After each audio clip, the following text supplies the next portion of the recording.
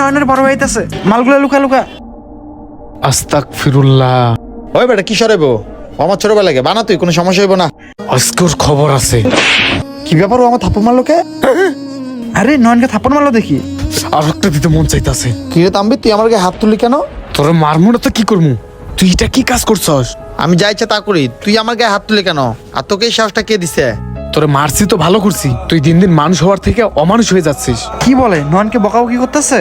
মানে এই তাম্বি, তুই কি বুঝাইতে চাইতেছস আমারে? কি বুঝাইতে চাইতেছি তুই বুঝছ না?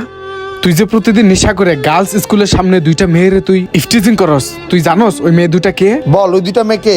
তোর পরিচিত? বল, তুই ওকে চিনিস? কে হয় তোর? কি হয় মানে? তুই জানোস ওই দুইটা মেয়ের থেকে আমার একটা বোন আছে। তোর বোন হয় তাতে আমার কিছু, আমার তার বোন না। তোর বোনকে বলবি কালকে তো বোরকা খুলে বাসাতে বেরোইতে, তাহলে আমি দেখে দেখে ইফটিজিং করবো না, বুঝতে পারছ? কারণ বোরকার ভিতর তো কারো ফেসটা চিনা যায় না। আর যা, মাল খাওয়ার সময় এখন ডিস্টার্ব করবি না। কি? এক তো তুই আমার বোনকে ইফটিজিং করতাছিস, আবার কস আমার বোনকে বাসা থেকে বোরকা ছাড়া বেরোতে।